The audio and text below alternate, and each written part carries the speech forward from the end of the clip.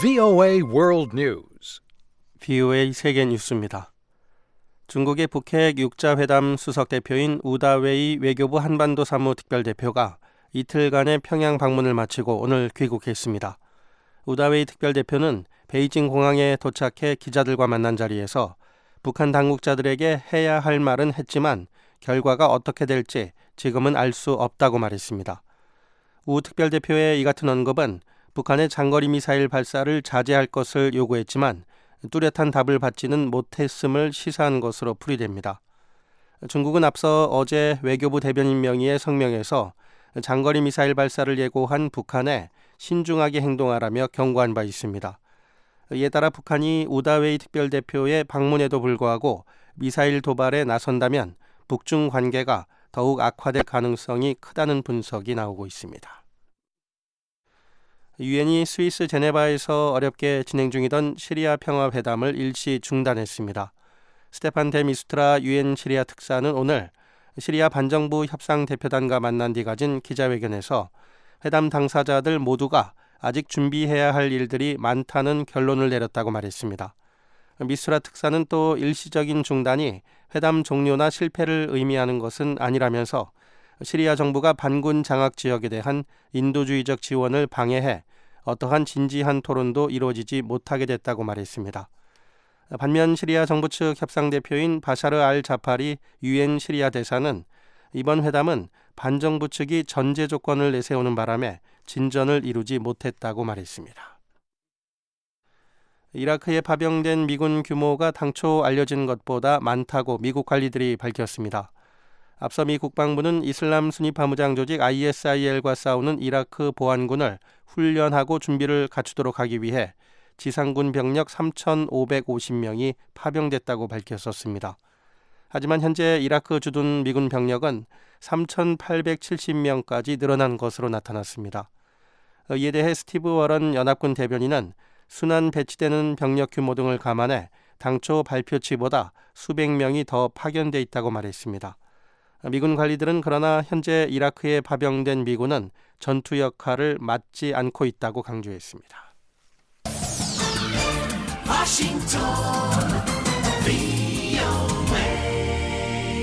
지금 여러분께서는 VOA 세계뉴스 듣고 계십니다. 세계 경제의 약 40%를 차지하는 미국 등 12개 나라 대표들이 오늘 뉴질랜드에서 환태평양 경제 동반자 협정 TPP에 공식 서명했습니다. 협정 당사국 장관들은 이 협정이 각국의 번영을 강화하고 일자리를 창출하며 지속가능한 경제 발전을 증진하는 것이 목표라고 말했습니다. 바락 오바마 미국 대통령은 TPP를 자신의 재임 중 가장 큰 성과 중 하나로 자부하고 있습니다.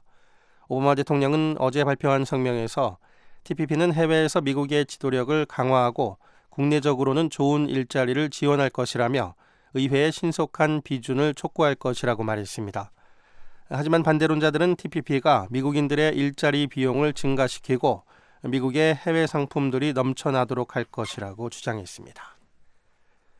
중국의 지난해 연간 실업률이 4.2%로 집계됐습니다. 쉬사우스 중국 국가발전개혁위원장은 오늘 기자설명회에서 지난해 도시근로자들의 실업률이 4.2%로 나타났다며 중국은 지난 10년간 평균 4에서 4.3%의 실업률을 유지하고 있다고 밝혔습니다. 쉬 위원장은 특히 지난해 실업률은 정부의 목표치 4.5%보다 여전히 낮다며 이는 사회적 갈등을 빚지 않는 건전한 수준이라고 강조했습니다. 하지만 일부 전문가들은 중국의 공식 실업률 통계에 의문을 제기하고 중국 경제는 이미 침체 국면으로 접어들었으며 앞으로 몇 년간 일자리 불균형 현상이 초래될 것이라고 지적했습니다. 이집트에서 지난주 실종된 이탈리아 대학원생의 시신이 사건 발생 일주일 만에 수도 카이로 외곽에서 발견됐습니다.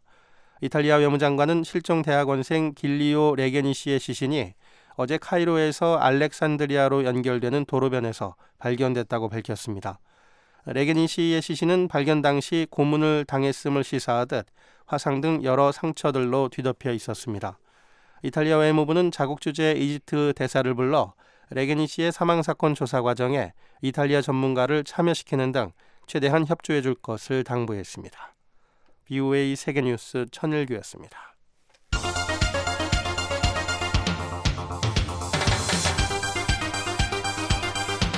VOA News Today. 여러분 안녕하십니까? VOA 뉴스 투데이 3부 시작하겠습니다. 먼저 이 시간 보내드릴 주요 한반도 소식입니다. 한국의 박근혜 대통령은 청와대 관리가 대독한 성명을 통해 북한의 장거리 미사일 발사는 용납될 수 없다며 국제사회에 강력한 제재를 촉구했습니다. 한반도에 평화를 정착시킬 의지가 없이 오직 북한 체제를 지속하기 위한 수단이자 고육책이라고 생각한다. 북한 방문을 마친 중국의 우다웨이 한반도 사무특별대표는 북한에 할 말을 냈지만 그 결과는 알 수 없다고 말했습니다. 미국의 전문가들은 북한이 로켓 발사 거리와 궤도 진입 부분에서는 개선을 보였지만 대륙 간 탄도미사일 전환 시 필요한 핵심 기술 수준 확보에는 한계가 있다는 평가를 내렸습니다. 내일 북한 날씨 중부지방은 대체로 맑겠고 북부지방은 가끔 구름이 많이 끼겠습니다. 한편 함경남북도 동해안은 오후 늦게부터 눈이 오는 곳이 있겠습니다. 첫 소식입니다. 박근혜 한국 대통령은 북한이 4차 핵실험을 감행한 데 이어 장거리 미사일 발사까지 예고한 데 대해 국제사회에 강력한 제재를 거듭 촉구했습니다. 대북 제재에 미온적인 중국의 적극적인 동참을 우회적으로 압박한 것이라는 분석입니다. 서울에서 김한용 기자가 보도합니다. 박근혜 한국 대통령은 북한이 핵실험에 이어 또다시 장거리 미사일까지 발사하겠다고 발표한 것은 한반도와 세계 평화에 위협을 가하는 행위라며 결코 용납해서는 안 될 것이라고 말했습니다. 박 대통령은 북한의 매번 반복되는 긴장 유발과 도발 행위는 한국 국민을 위협하고 공포심을 극한으로 만들기 위한 것으로 국제사회와의 적극적인 공조와 대응이 필요하다고 말했습니다. 박 대통령은 4일 이 같은 내용을 담은 성명을 김성우 청와대 홍보수석의 대독 형식으로 발표했습니다.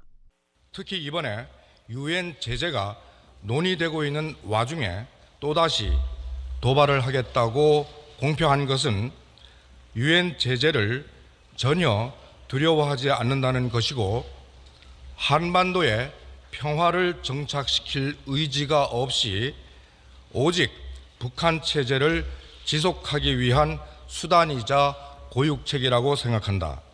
박 대통령은 또 북한의 행동이 앞으로도 체제 유지를 위해 국제사회를 향한 협박을 계속하겠다는 뜻이라며 북한의 이런 오판을 막을 수 있는 유일한 길은 강력한 유엔 제재를 통해 핵을 포기하지 않으면 생존할 수 없다는 점을 깨닫게 만드는 것이라고 말했습니다.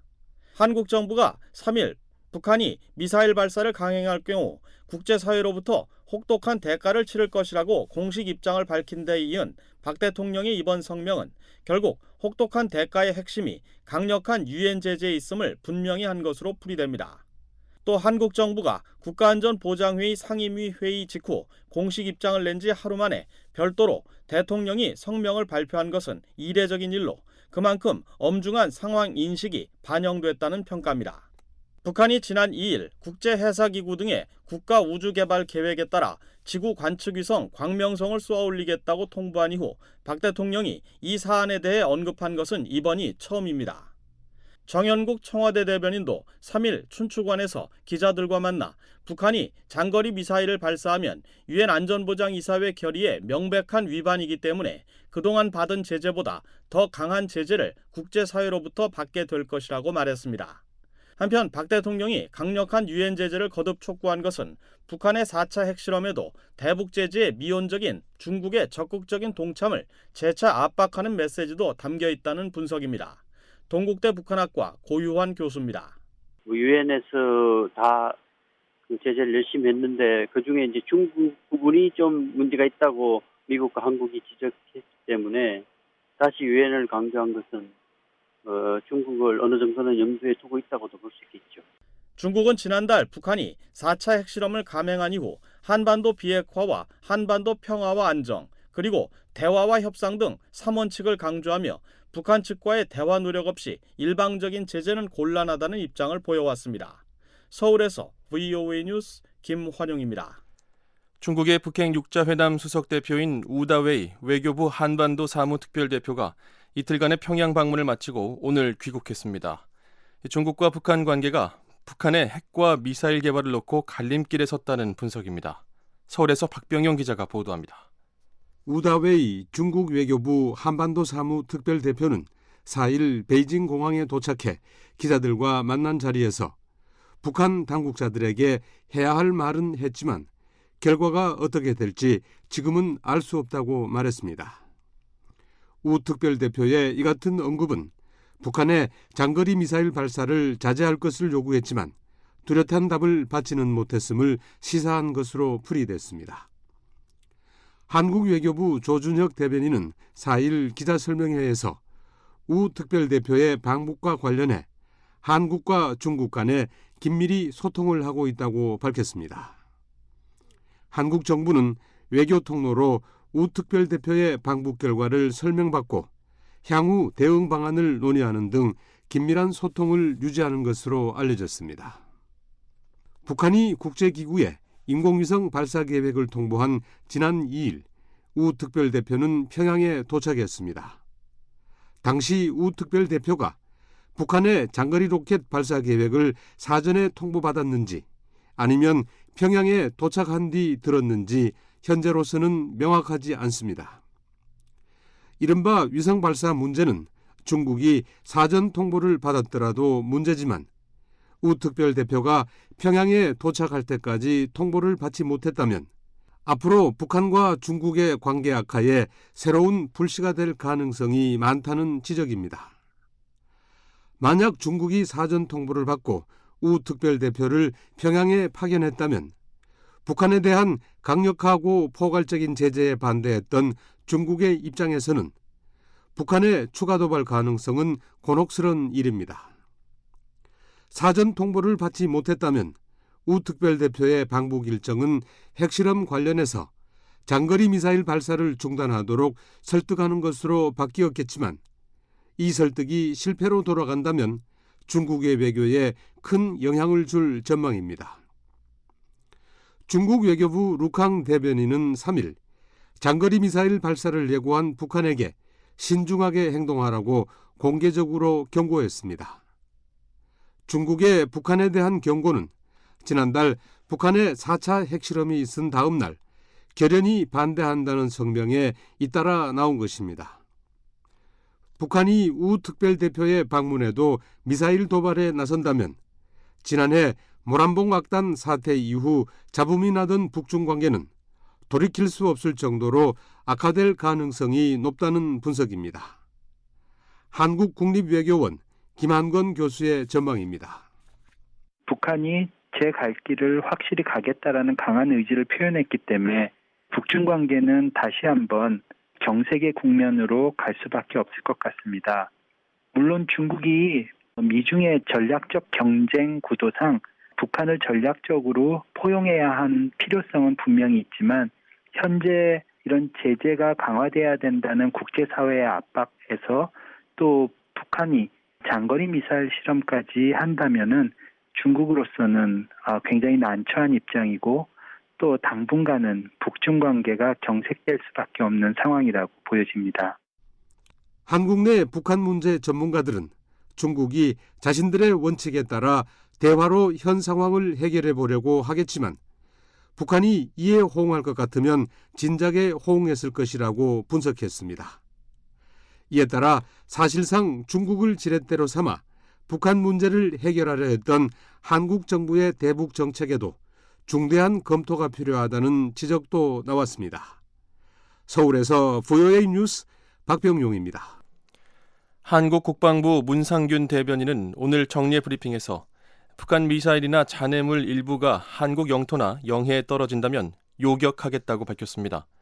문 대변인은 현재 한국군이 보유한 패트리엇 능력으로 요격할 수 있는 대비 태세를 갖추고 있다면서 한국 영토와 영해 내 떨어지는 지점과 피해 정도에 따라 자위권 차원에서 응당한 조치를 할 것이라고 말했습니다. 요격 체계와 관련해서는 미한 연합 방위 작전 틀에서 운영될 것이라며 주한미군이 보유한 패트리엇 3도 요격 수단으로 동원될 수 있음을 내비쳤습니다. 문 대변인은 현재 미국과 한국이 긴밀한 공조 아래 북한의 미사일 발사 관련 활동을 집중 감시하고 있으며 미사일을 탐지, 추적하기 위한 전력 배치를 완료한 상태라고 말했습니다.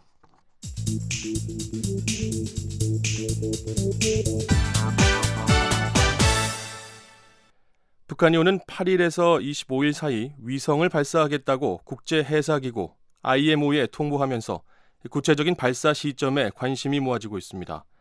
한국 내 전문가들의 의견을 들어봤습니다. 서울에서 한상미 기자가 보도합니다. 북한이 국제해사기구에 통보한 8일에서 25일 사이엔 조만간 결론이 날 것으로 예상되는 유엔 안전보장이사회 대북제재 결의안 채택을 비롯해 남북한 모두 명절을 쇠는 설날 연휴, 그리고 김정일 국방위원장의 생일인 2월 16일 광명절 등이 포함되어 있습니다. 북한이 발사 기간을 특정해 제시함에 따라 미사일 발사 시점에 관심이 모아지는 가운데 먼저 북한이 유엔 안보리 대북제재 결의안이 확정된 이후 미사일 발사에 나설 가능성이 제기됩니다. 북한이 과거에도 국제사회의 대북제재가 나온 뒤 새로운 도발에 나섰기 때문입니다.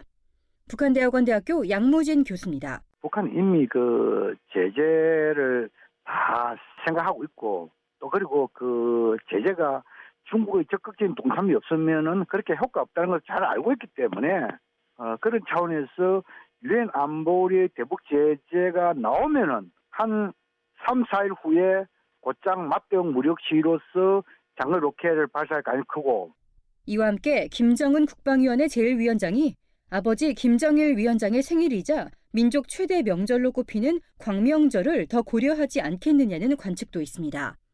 북한이 김정일 위원장의 생일인 광명절에 축포 차원에서 미사일을 발사할 수 있다는 지적입니다.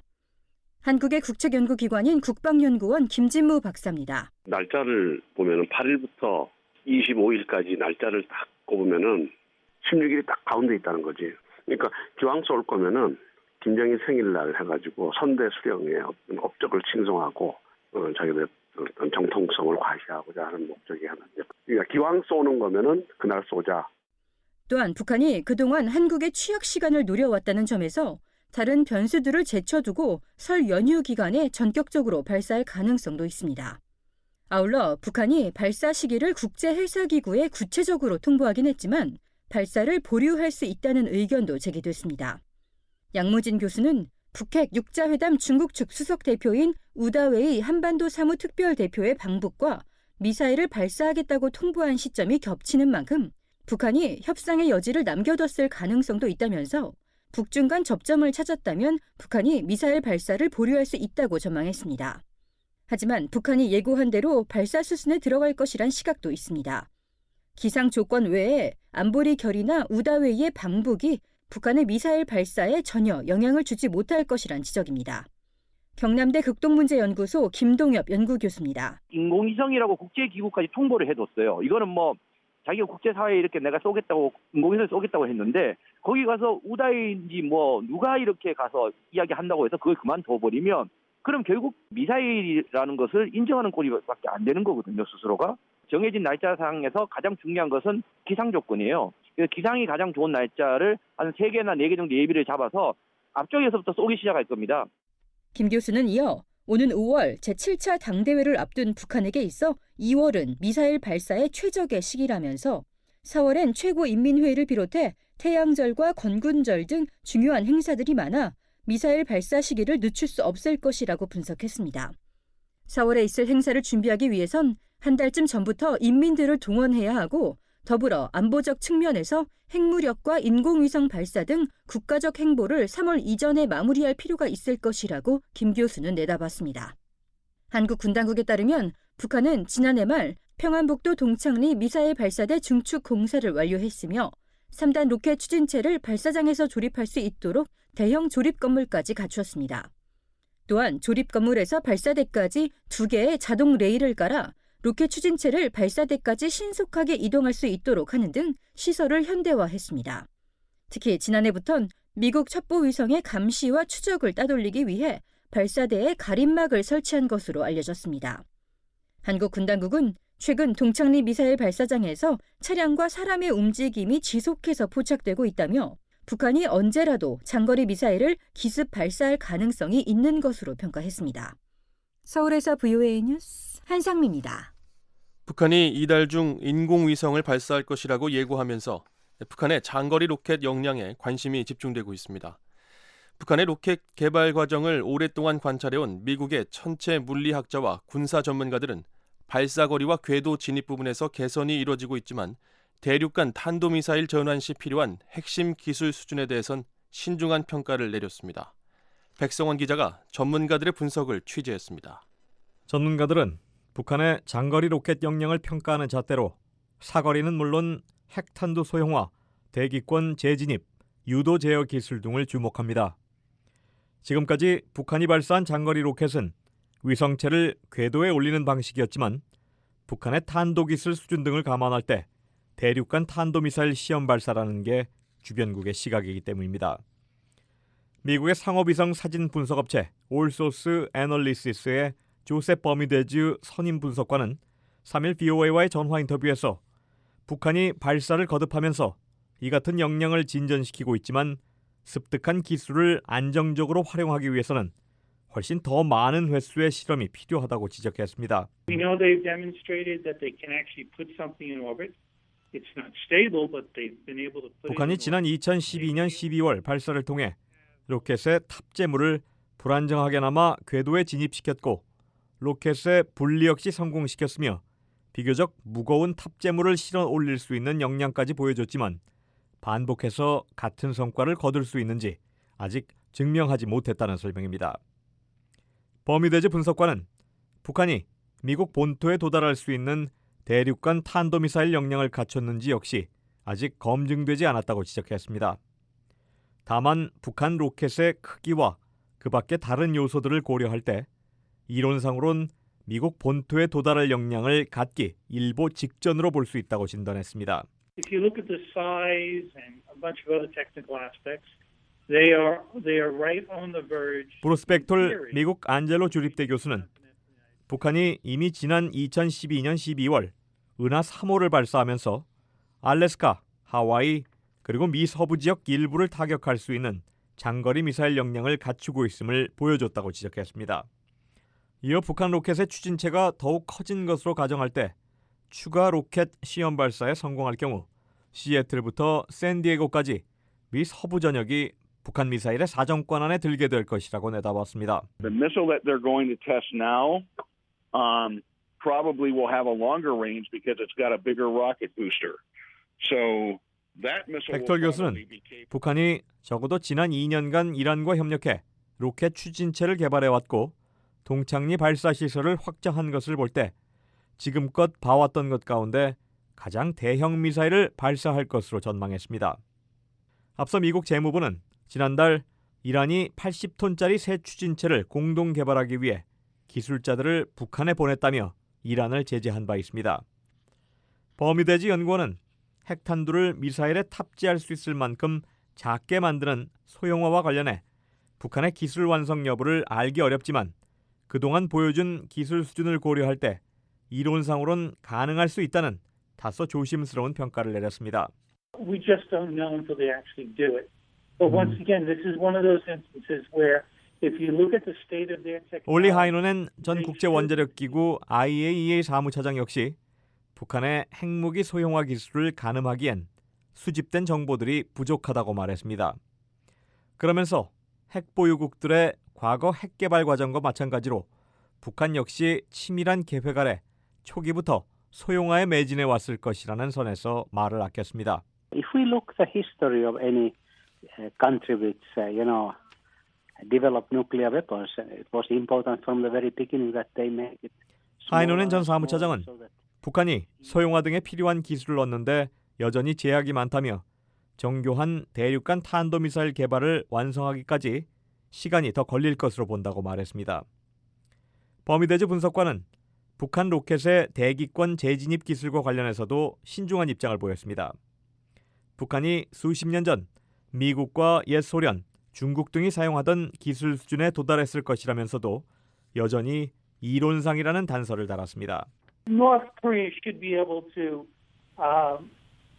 produce a re-entry vehicle that's equal to a first generation. 핵탄두를 실은 로켓이 대기권 밖으로 올랐다가 다시 무서운 속도로 지상을 향해 떨어지면서 엄청난 진동과 열을 발생시키는데 이를 견딜 수 있는 대륙간 탄도미사일을 실제로 설계하는 것은 이론상의 역량과는 완전히 다른 차원의 절차라는 겁니다.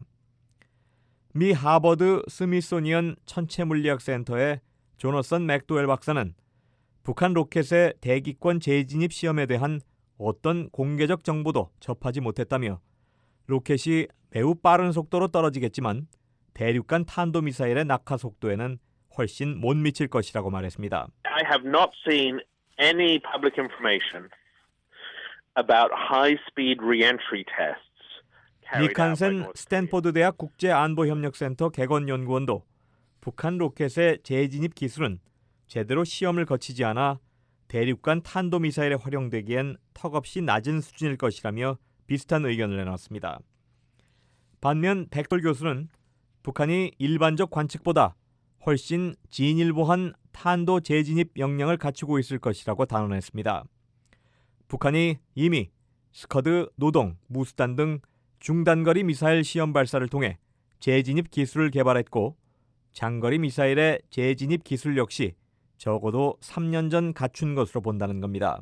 They've already got the technology that they've done it with several other missiles, the Musudan, the Nodong, all of their Scud missiles. 맥도웰 박사는 북한 로켓의 유도 제어 역량과 관련해 북한이 최근 통보한 추진체 낙하 예상 지점은 2012년 발사 당시와 비슷하지만 그 범위가 다소 축소됐다며 이는 반복된 시험을 통해 정확한 낙하 지점을 보다 잘 예상할 수 있을 만큼 관련 기술을 개선시켰다는 방증일 수 있다고 말했습니다. They have announced the splashdown areas for the lower stages of the rocket. 하지만 북한이 미국을 겨냥한 대륙간 탄도미사일을 실제로 개발 중이라면 미사일이 미 서부 어느 곳에 떨어져도 상관이 없는 만큼 특정 도시를 겨냥할 정도의 정확도까지 갖출 필요는 없다고 지적했습니다. 또 북한의 장거리 로켓 역량을 1960년대 초 미국과 옛 소련의 기술 수준에 비유하면서 작은 규모의 위성을 낮은 지구 궤도에 진입시킬 수 있는 정도라고 설명했습니다. 이어 미국과 옛 소련이 과거 우주 개발 경쟁을 벌이며 단기간에 수많은 로켓을 시험 발사한 것과 달리 몇 년에 한 번씩밖에 발사하지 못한 북한은 필요한 기술을 습득하는 데 어려움을 겪을 것이라고 덧붙였습니다.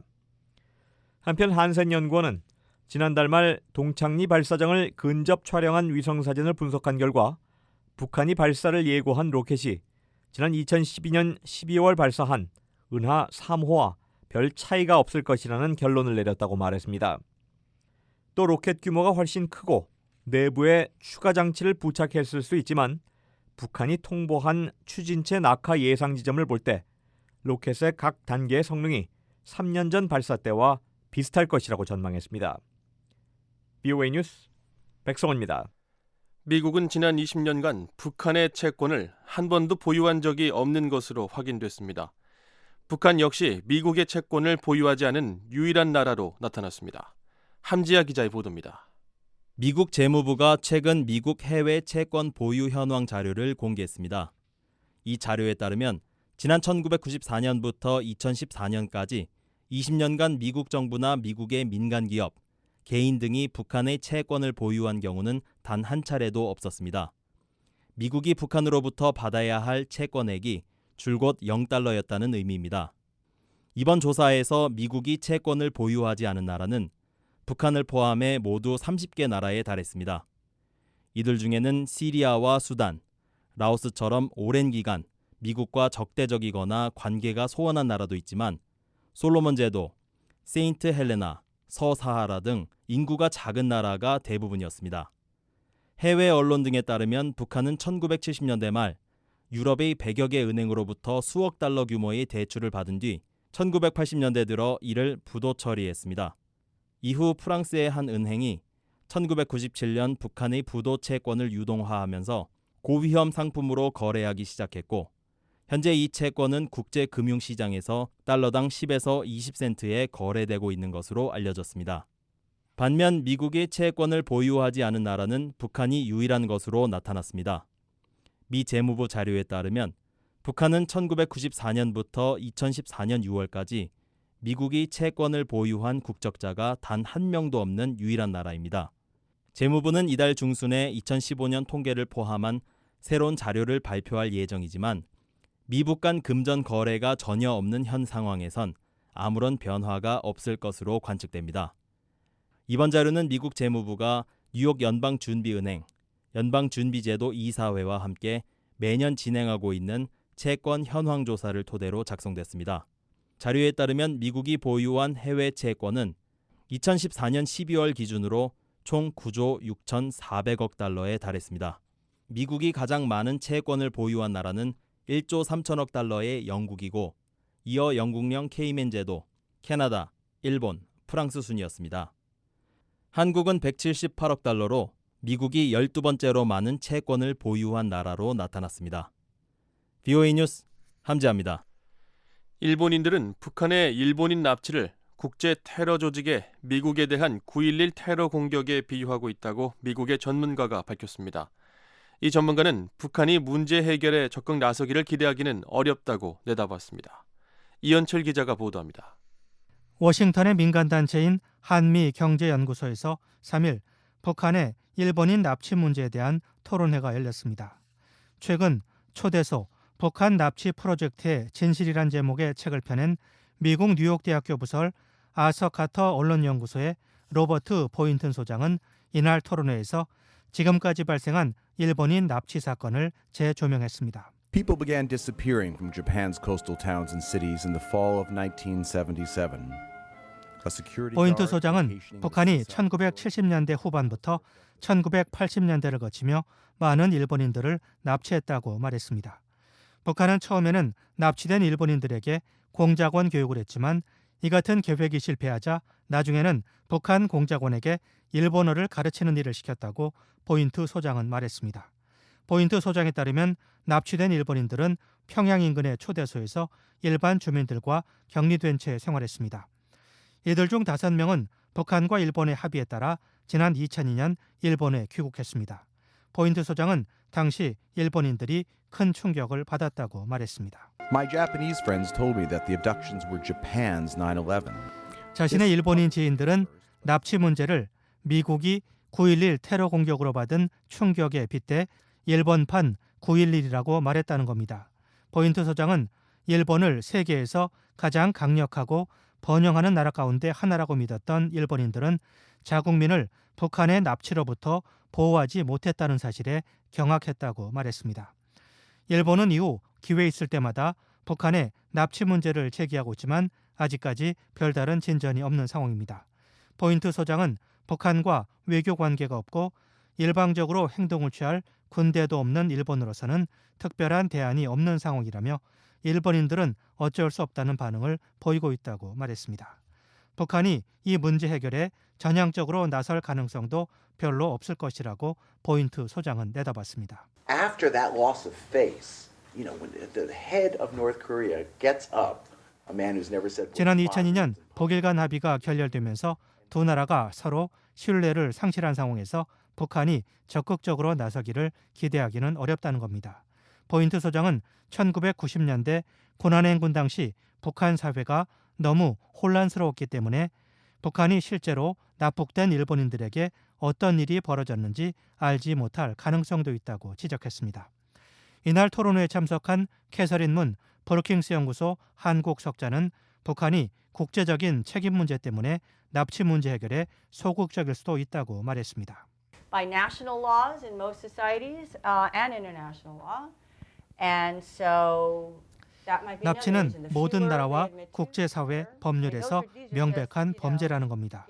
문 석자는 또 북한이 일본인 납북자들과 그 자녀들을 정치적 인질로 이용할 가능성도 있다고 말했습니다. BOA 뉴스 이현철입니다. 지난해 북한과 유럽연합의 무역액이 대폭 줄었습니다. 이런 감소세는 유럽에 대한 북한의 수출 감소가 원인이었습니다. 김정우 기자가 보도합니다. 2015년 북한과 유럽연합 EU의 교역액이 전년도와 비교해 크게 줄었습니다. 한국무역협회 자료를 집계한 결과 작년 북한의 대-EU 교역액은 2015년 1월부터 10월까지 약 2,800만 달러로 나타났습니다. 전년도인 2014년과 비교해 거의 40% 감소한 겁니다. 2014년도 북한과 EU의 교역액은 4,600만 달러 수준이었습니다.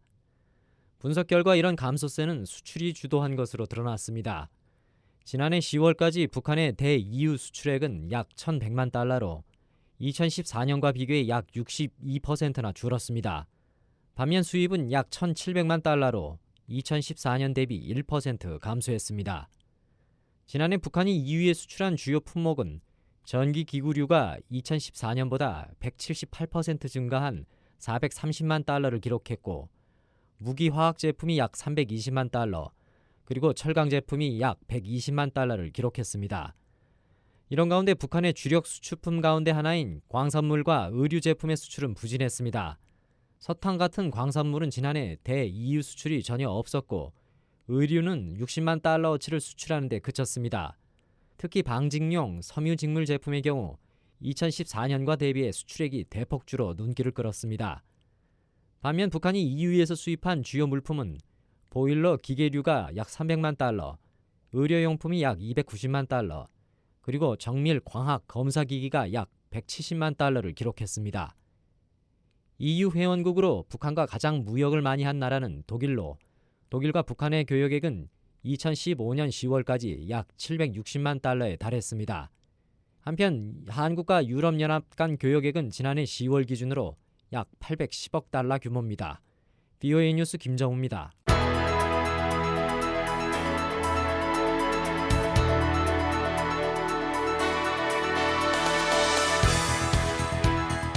세계 곳곳의 뉴스와 미국 뉴스를 정리해드리는 세계는 지금 시간입니다. 박영석 기자와 함께하겠습니다. 안녕하십니까? 안녕하십니까? 네. 자, 오늘은 어떤 소식들 준비되어 있나요? 네, 시작하기도 전부터 난항을 겪던 시리아 평화회담이 잠정 중단됐습니다. 이 소식 먼저 전해드리고요. 이어서 미국과 일본 등 12개국이 환태평양 경제 동반자 협정 TPP에 공식 서명했다는 소식과 바락 오바마 미국 대통령이 취임 후 처음으로 미국의 이슬람 사원을 방문한 소식 차례로 전해드리겠습니다. 네. 자, 먼저 이 시리아 평화회담 소식부터 좀 살펴보죠. 시리아 평화회담이 시작도 하기 전부터 위태위태했는데요. 결국은 중단이 됐군요. 예, 그렇습니다. 하지만 아주 중단된 건 아니고요. 일단은 오는 25일까지로 잠정 중단되는 거라고 합니다. 스테판 데 미스트라 유엔 시리아 특사는 어제 저녁에 이번 평화회담의 본부로 사용하고 있는 스위스 제네바의 한 호텔에서 이 반정부 대표단과 회담을 가진 후에 기자회견을 갖고 이같이 밝혔습니다. 예. 자, 회담이 이렇게 중단되는 이유, 이 데 미스트라 특사는 이유를 뭐라고 밝혔나요? 예, 데 미스트라 특사는 솔직히 첫째 주에 이 회담 준비를 위한 대화를 가지고 난 뒤에 우리 쪽은 물론이고 이해 당사국들 역시 좀 더 해야 할 일이 있다는 결론을 내리게 됐다고 말했습니다. 네. 예, 하지만 데 미스트라 특사는 이는 회담의 실패나 끝을 의미하는 건 아니라고 강조했는데요.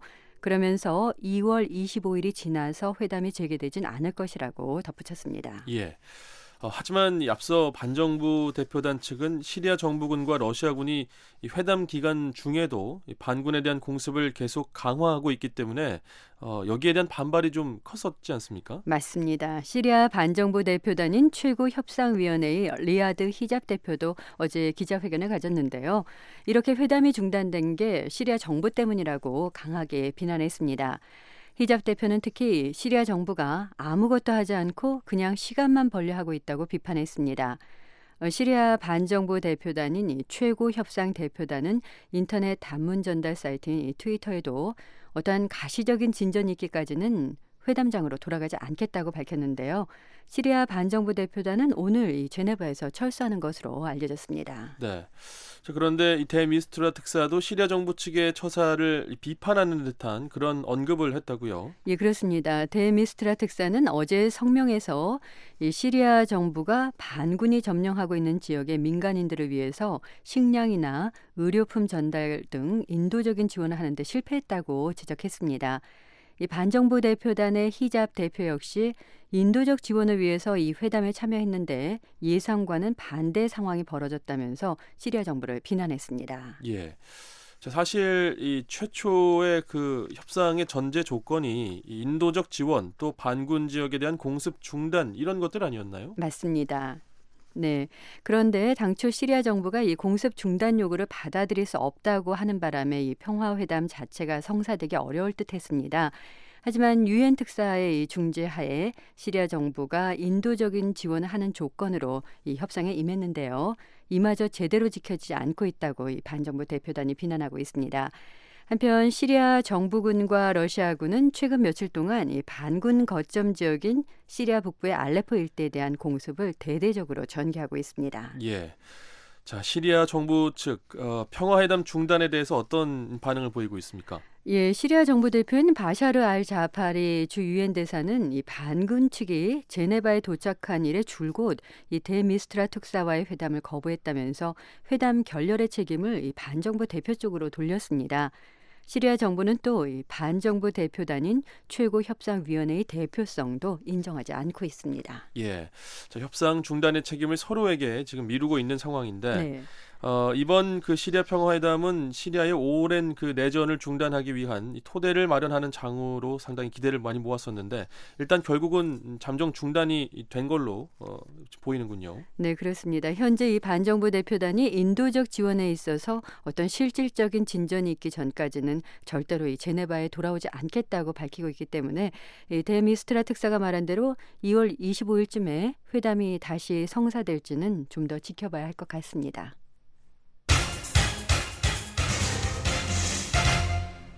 네, 다음 소식 살펴보겠습니다. 미국과 일본을 비롯해 아시아 태평양 지역 12개의 나라를 한데 아우르는 거대한 경제 공동체죠. 환태평양 경제 동반자 협정이 드디어 공식적으로 서명이 됐습니다. 예, 그렇습니다. 세계 최대 자유무역 조약인 환태평양 경제 동반자 협정 TPP 12개 회원국이 참가한 가운데 이 뉴질랜드 오클랜드시에서 현지 시각으로 4일에 정식 서명식이 있었습니다.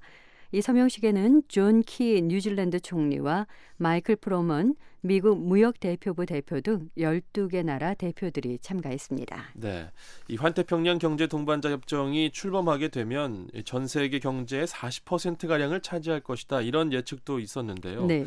어떤 나라들로 구성되어 있나요? 예, 미국과 캐나다, 호주, 일본, 멕시코, 칠레, 페루, 싱가포르, 말레이시아, 베트남, 브루나이, 그리고 뉴질랜드입니다.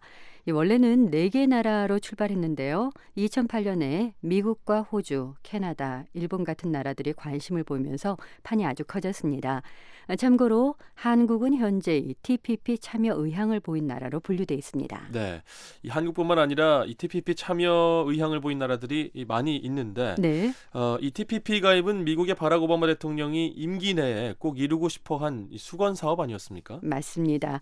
바락 오바마 대통령은 사실 첫 취임 이듬해부터 이를 추진해 왔는데요. 하지만 이런저런 반대에 부딪혀서 그동안 지지부진했습니다. 그런데 지난해 이 미 의회에서 공화당이 주도해서 TPP 가입을 위한 법안들이 잇따라 통과되면서 이 TPP 가입에 성큼 다가서게 됐습니다. 네, 바락 오바마 대통령 입장에서는 이 TPP 정식 서명식을 바라보는 감회가 조금 남다를 것 같습니다. 물론입니다. 오바마 대통령은 이곳 워싱턴 시간으로 어제 이 3일 성명을 발표했는데요. TPP 서명을 열렬히 환영하면서 이 TPP로 인해서 미국이 국제사회에서는 지도력을 더 강화하고 또 국내적으로는 일자리 창출을 비롯해서 경제가 더 성장하게 될 거라고 강조했습니다.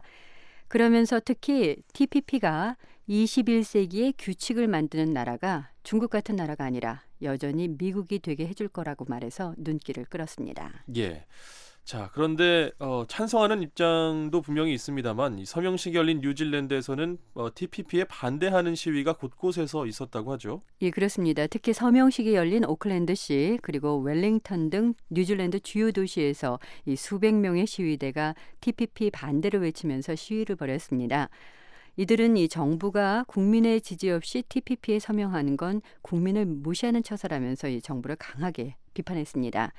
이 TPP 반대자들은 TPP 때문에 국내 시장에 이 외국산 상품이 넘쳐나서 국내의 중소업체들이 위험에 빠지고 또 국내 노동자들의 일자리가 뺏길 것이라는 이유 등을 들어서 반대하고 있습니다. 예.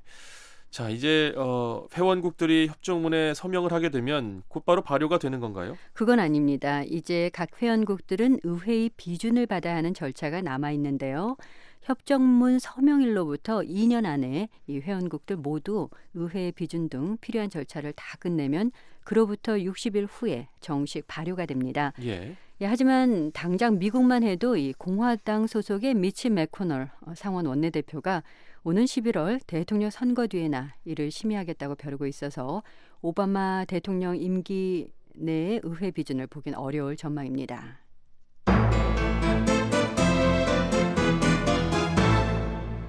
네, 세계는 지금 함께하고 계십니다. 마지막으로 미국 뉴스 살펴보겠습니다. 오바마 대통령이 어제 이슬람 사원을 방문했군요. 네, 오바마 대통령이 워싱턴 인근 메릴랜드주에 있는 볼티모어 이슬람 소사이어티를 방문했습니다. 오바마 대통령이 외국을 방문할 때 이슬람 사원을 방문한 일은 있는데요. 하지만 미국 내 이슬람 사원을 방문한 건 취임 후 이번이 처음입니다. 오바마 대통령은 어제 이곳에서 지역 이슬람 지도자들 그리고 또 학생들과 만난 뒤에 연설했습니다. 네, 자, 오바마 대통령의 연설 내용을 좀 살펴볼까요? 예, 다른 종교에 대한 관용 또 단합에 초점을 맞췄는데요. 먼저 미국의 이슬람 신자들이 미국 사회 곳곳에서 봉사하고 있다면서 감사를 표했습니다.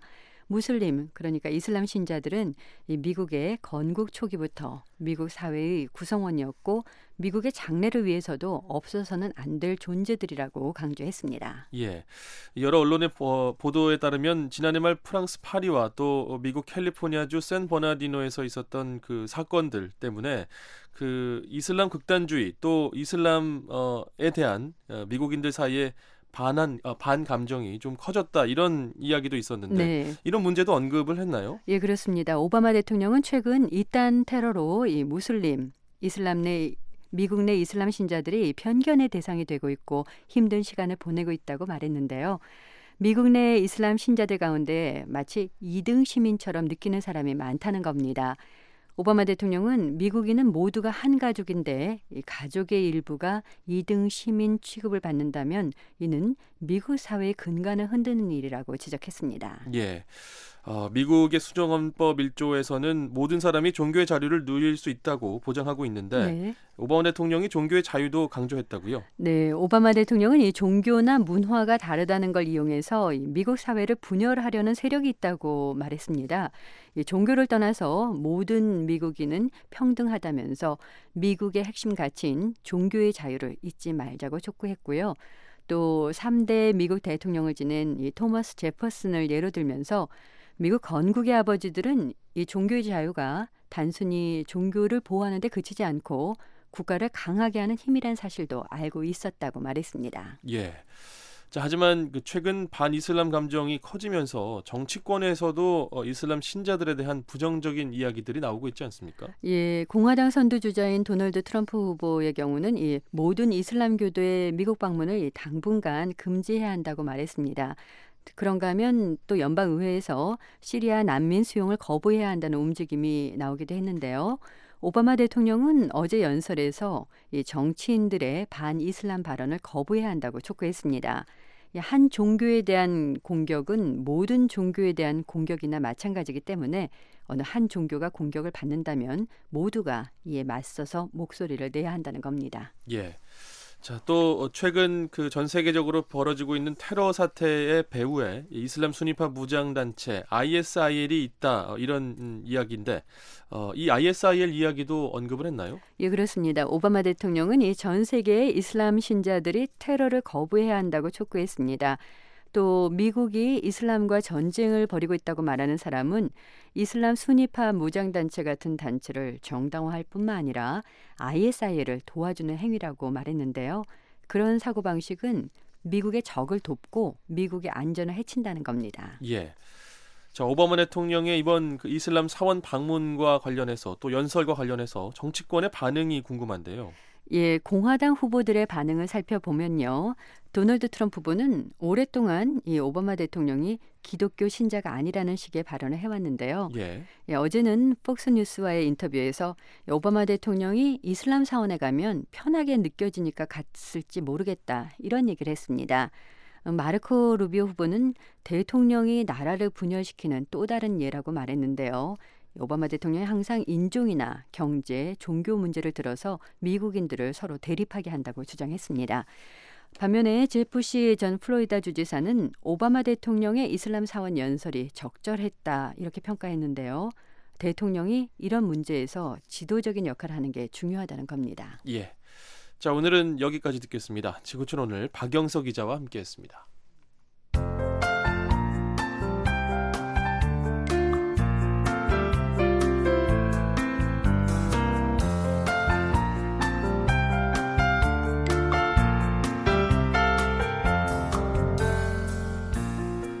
VOA 뉴스투데이 북한 날씨 살펴보겠습니다. 내일 북한은 중부지방은 대체로 맑겠고 북부지방은 가끔 구름이 많이 끼겠습니다.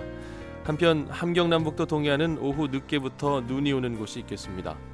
아침 최저기온은 영하 24도에서 영하 4도, 낮 최고기온은 영하 13도에서 영상 4도로 오늘보다 낮겠습니다.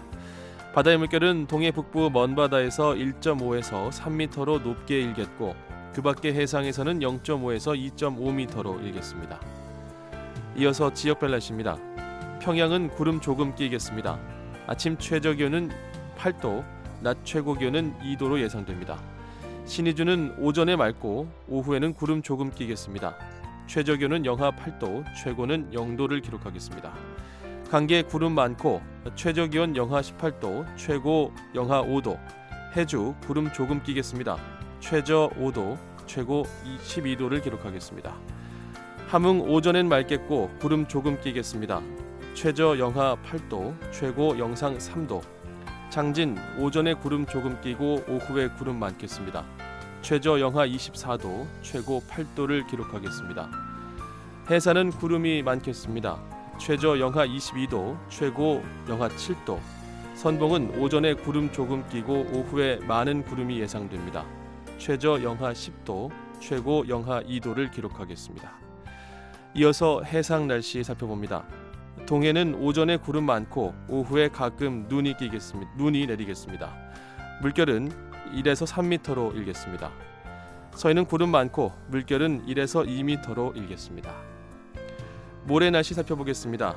모레는 대체로 맑겠으나 함경남북도 동해안은 낮까지 눈이 오는 곳이 있겠습니다. 아침 최저기온은 영하 25도에서 영하 4도, 낮 최고기온은 영하 14도에서 영상 1도가 되겠습니다. 바다의 물결은 동해 북부 해상에서 2에서 3m로 높게 일겠고 서해 북부 해상에서는 0.5에서 2.5m로 일겠습니다.